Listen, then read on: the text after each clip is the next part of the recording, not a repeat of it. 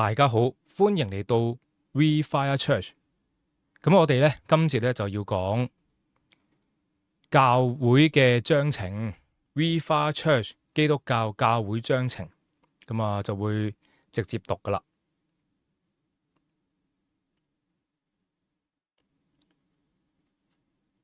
本章程為 Refire Church 基督教教會，以下簡稱為本教會，所有事工、治理、實踐嘅根本依據。其設立旨在確保教會嘅整體運作忠於佢從神所領受嘅異象、核心價值以及聖經所啟示嘅永恆真理。呢個文件具有指導性同約束性嘅權威，係用嚟維護教會嘅聖潔、合一同埋使命嘅實現。首先睇第一章。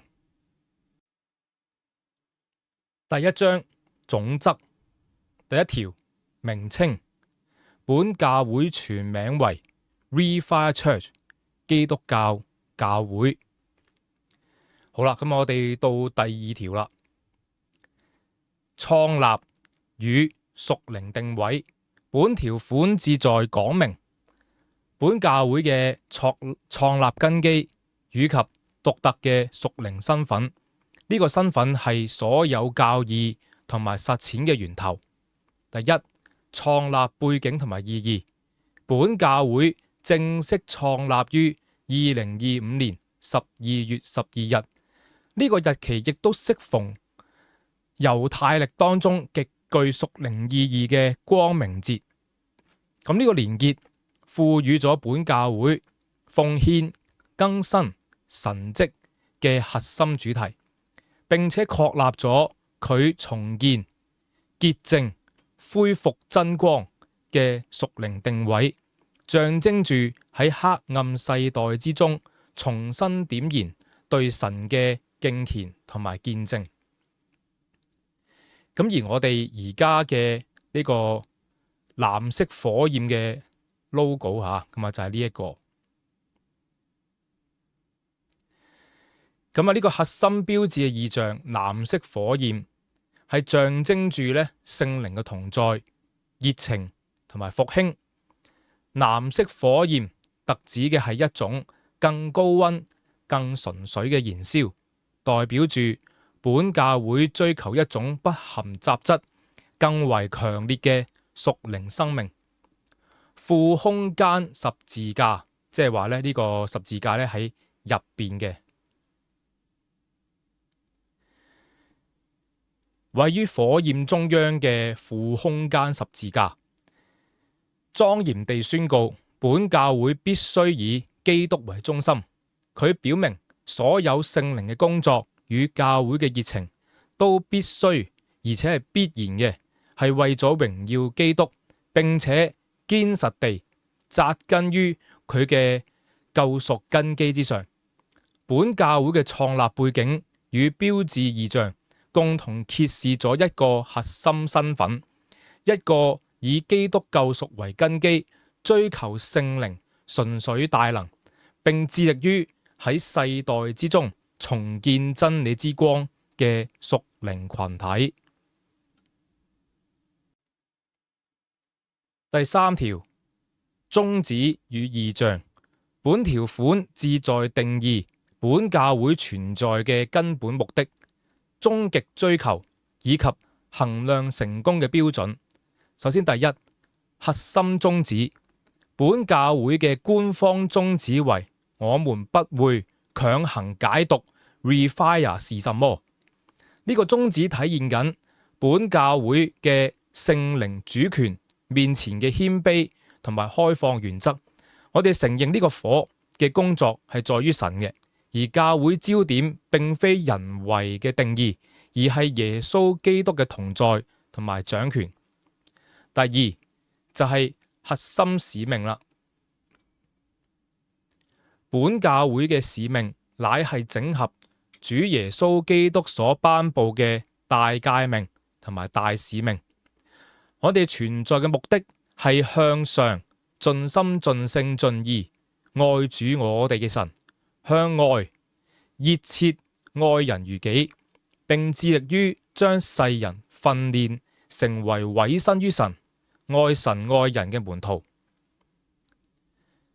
第三，我哋成功嘅指標，本教會之成功，其衡量標準應該係非在於聚集人數之多寡，乃在於其差派至世界各地忠心愛主、委身神國嘅領袖、精兵、戰士嘅品質與屬靈嘅成熟度。呢個指標確立住本教會嘅本質係一個以差派為導向嘅門徒訓練中心。第四，總體願景綜合上述，本教會嘅總體願景係成為一間紮根於聖經真理、展現聖靈大能、持續喺全球點燃生命更新之火嘅門徒訓練中心。本教會嘅一切教義、價值觀與實踐，均以此宗旨與異象為基礎，並為其服務。第二章，信仰告白與核心價值。本章旨在確立本教會不可動搖嘅神學根基，以及指導其生命與事工實踐嘅核心價值觀。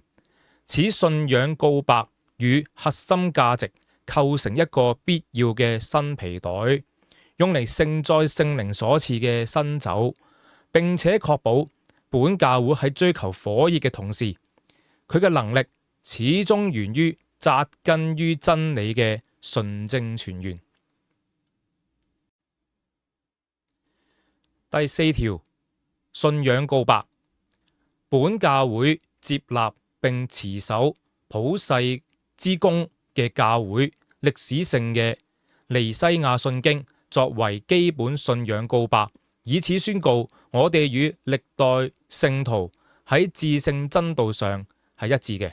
咁我哋呢就會去宣讀呢一個尼西亞信經，取自呢就係基督教文藝出版社新普天頌讚2008年版本嘅。好，咁呢度講啦。我信獨一上帝全能的父，創造天地並造有形無形之萬物的主。我信獨一主耶穌基督，上帝的獨生子，在萬世之前為父所生的，從神出來的神，從光出來的光，從真神出來的真神，受生的，不是被造的，與父一體的。萬物都是藉着主受造的。主為要拯救我們世人，從天降臨，由聖靈感孕，童女瑪利亞取着肉身，並成為人，在本丟比拉多手下為我們釘十字架，被害埋葬，照聖經第三日復活，升天，坐在父的右邊，將來必有大榮耀再降臨，審判活人死人，他的國度無窮無盡。我信聖靈為主並賜生命的根源，從父子出來的，與父子同受敬拜，同受尊榮。他藉着先知傳言。我信唯一聖而公的教會，眾使徒所傳者，我承認為赦罪設立的獨一洗禮，我指望死人復活並來世的生命。阿門。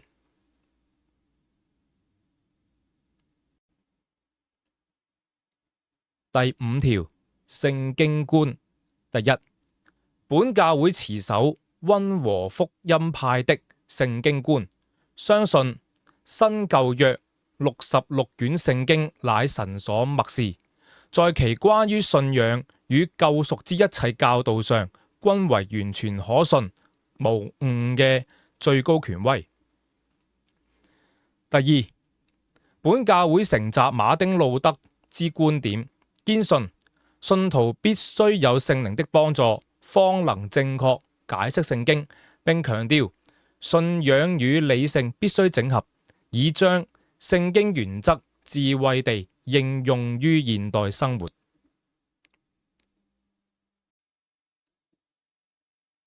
第六，聖靈觀。本教會採納第三波或者係開放但謹慎的聖靈觀。我們相信神蹟奇事與聖靈嘅恩賜喺今日教會之中仍然活躍，並且鼓勵信徒追求聖靈嘅充滿與大能。然而，我哋堅信所有恩賜嘅運用必須係有次序嘅，係愛嘅，係成熟嘅原則底下去進行嘅，並且被接納入去呢一個系統性嘅門徒訓練之中，此即為恩膏有序。第七條，我哋係有三大核心價值觀嘅，構成 Refire Church 身份嘅三大支柱，分別代表住教會嘅地基、動力同埋見證。呢三者並非獨立，而係彼此依存，互為引證。真實嘅火熱必須源於扎根於真理，而真正合一就係前兩者結出嘅果實嚟嘅。好，首先第一就係扎根。核心定義：委身於聖經嘅絕對權威，追求深入系統性咁樣研讀神嘅話語，並且將真理作為生命同埋所有決策嘅唯一標準。而具體實踐就係提供高品質嘅解經式講道，建立紮實嘅門徒訓練課程，鼓勵有紀律嘅個人讀經生活。第二係火熱，喺聖靈裏邊充滿熱情，隨時預備被聖靈更新。我哋相信聖靈恩賜嘅活躍，並勇敢地喺愛與次序之中運用恩賜，彰顯神嘅大能。具體實踐，營造自由真實嘅敬拜氛圍，鼓勵信徒追求聖靈嘅充滿，並帶住禱告嘅熱情投入服侍。第三就係合一，喺基督嘅愛裏邊建立一個真誠、彼此接納、互相問責嘅屬靈家庭。我哋喺核心教義上邊尋求一致，喺非核心教義上邊尊重彼此差異。具體實踐，投入資源於小組團契，鼓勵跨代彼此學習，並喺衝突之中以愛心說誠實話，竭力保守合一。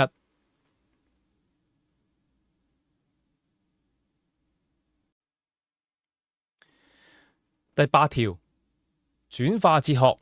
本教會的核心價值觀驅動一套動態嘅轉化哲學，就係將信仰帶入世界嘅行動目標。呢個哲學包括有三個層面嘅。第一係改革 reform， 源於呢就係扎根嘅價值。呢個係聖經性嘅結構校準。我哋不斷地以聖經真理為藍本，謙卑地去檢視同埋調整個人啦，到家庭，到教會，以至到整個社會嘅制度、結構同文化，以求持續歸正，避免傳統僵化。第二係復興，源於火熱嘅價值。我哋渴望聖靈超乎尋常嘅澆灌，帶來深層次嘅悔改，對神話語嘅熱忱，以及爆發性嘅宣教行動。復興係讓到信徒生命被聖靈重新點燃，經歷神蹟，並以聖靈與大能、聖潔與大能服侍。然後係顛覆，源於合一與火熱嘅價值。我哋喺愛與合一嘅群體之中，追求一種激進嘅生活方式，以顛覆個人主義同埋顛覆世俗價值觀。呢個係一場從內心開始，並透過愛嘅實踐影響世界嘅道德與倫理革命。呢啲嘅信仰原則同埋價值觀將會喺本教會嘅聖禮、成員制度同埋治理模式裏邊得到具體實現嘅。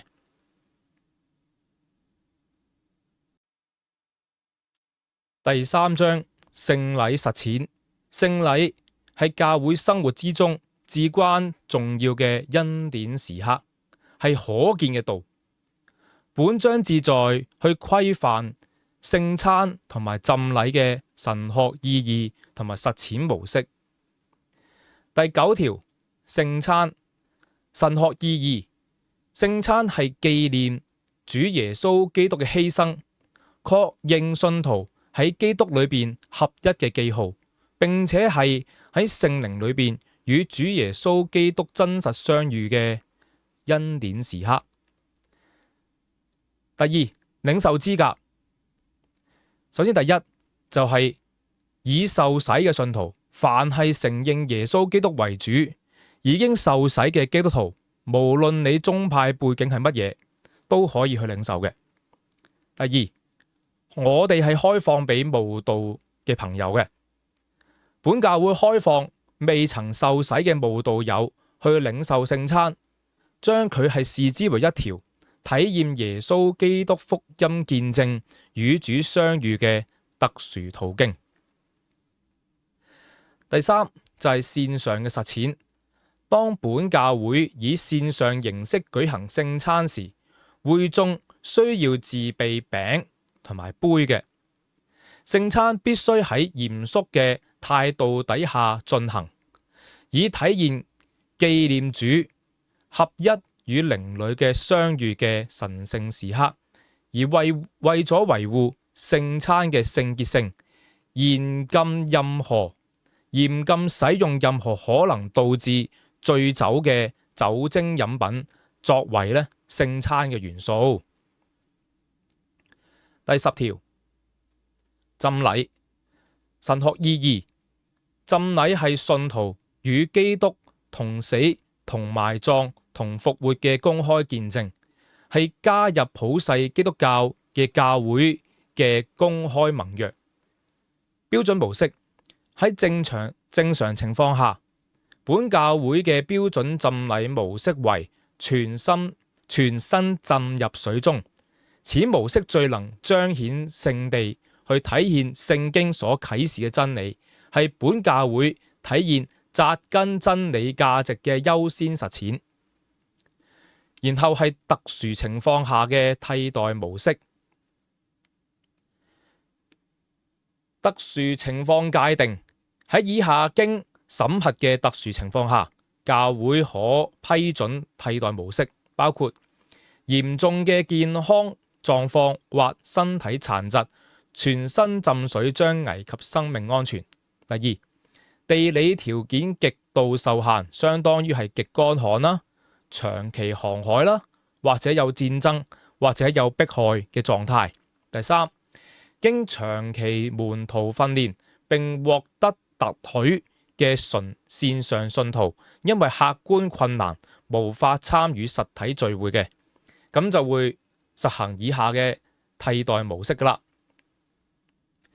包括咗第一就係聖靈嘅火浸，喺完全冇水或者水極之有限嘅情況下，施洗者將按手喺受洗者嘅身上，並宣告其憑信心領受聖靈嘅火浸。另外，有限水嘅模式係可以接受灑水等等嘅模式嘅，但係施洗者必須按手祝禱。有效性聲明，本教會確信浸禮嘅有效性係在於受洗者願意公開嘅信心與悔改、聖靈嘅恩膏以及教會嘅授權，而唔係水嘅數量或者係水嘅模式嘅。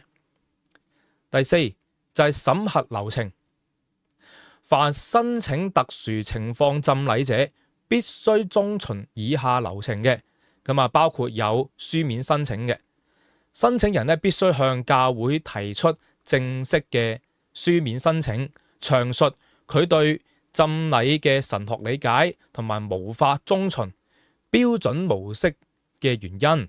第二就係書面審批，呢個申請需要由教會嘅長老團同核心牧者團隊咧嚟到進行審核，並以書面形式咧嚟到批准，嚟到確保流程嘅問責性、嚴肅性同埋透明度。聖禮係信徒身份嘅外在體現，而呢個身份嘅內在實質咧就係植根於對教會本質嘅理解。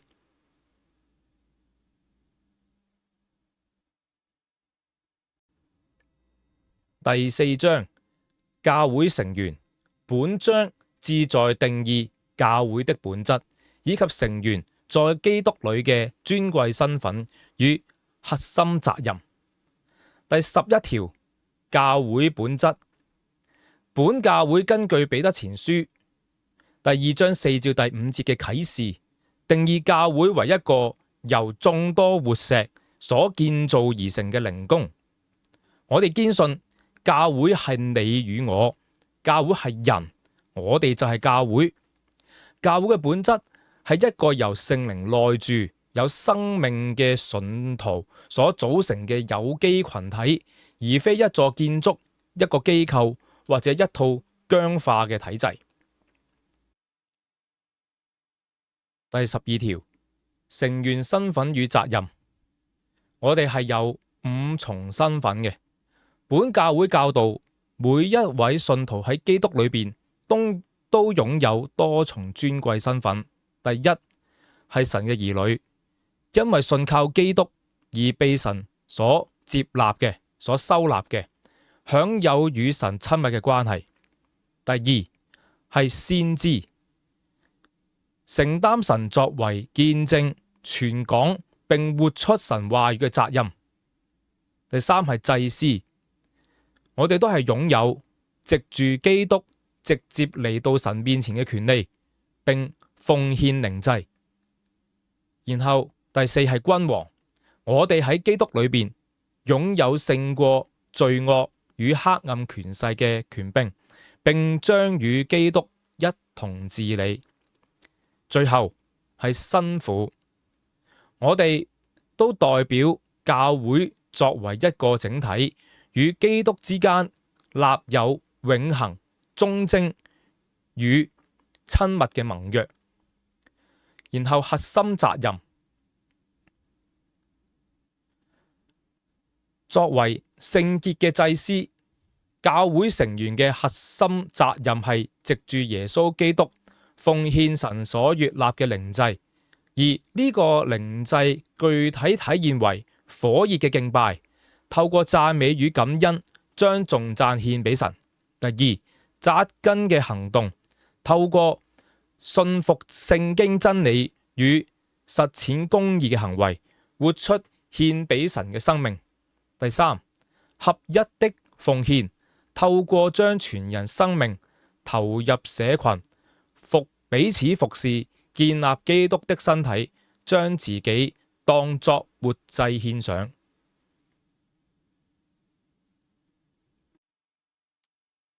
第13條，教會的包容性。本教會宣告海納百川，包容列國萬族。我哋致力於建立一個超越種族、文化、語言同埋社會背景嘅多元化群體，喺基督嘅身體裏邊實現真正合一。第5章，治理與事工。本章旨在確立本教會嘅治理架構、核心事工模式以及佢對社會嘅參與姿態。第14條，治理架構。本教會嘅最高治理權力應歸屬於長老團與核心牧者團隊。教會領袖嘅選拔、任命、年度評估必須係以佢對扎根、火熱、合一三大核心價值嘅忠實踐行為重要嘅衡量標準。本教會承諾關注並保障教會員工嘅福利同埋權益，致力於喺組織內部率先實踐聖經所教導嘅公義。第15條，事工模式。第一，核心策略。本教會以教導、牧養、宣教作為建立信徒、使人成長嘅成為成熟門徒嘅核心策略。服事平台。本教會正式確立以 Online First 城市專業人士呢，就係提供一個超越地理限制嘅深度門徒訓練。第三，服事嘅語言。本教會嘅服事優先使用粵語，其次為有限嘅國語同埋英語嚟到回應特定文化與群體嘅需要。第四，敬拜實踐。本教會嘅敬拜係以與神親密相遇為導向嘅現代敬拜模式。我哋堅信敬拜嘅本質係用心靈同埋真實去回應神嘅。內在生命嘅真誠遠勝於外在嘅音樂形式。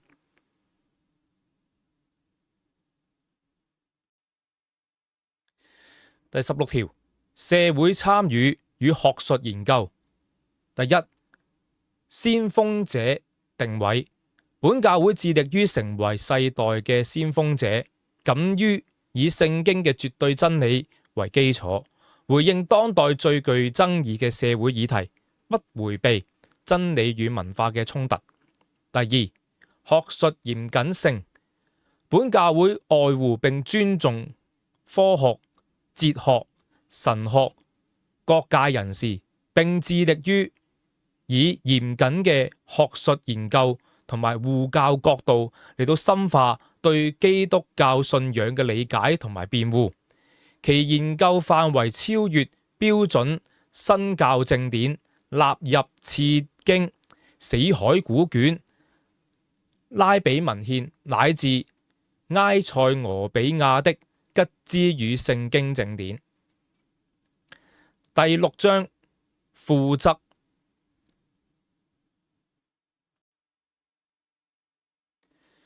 第17條，章程修訂。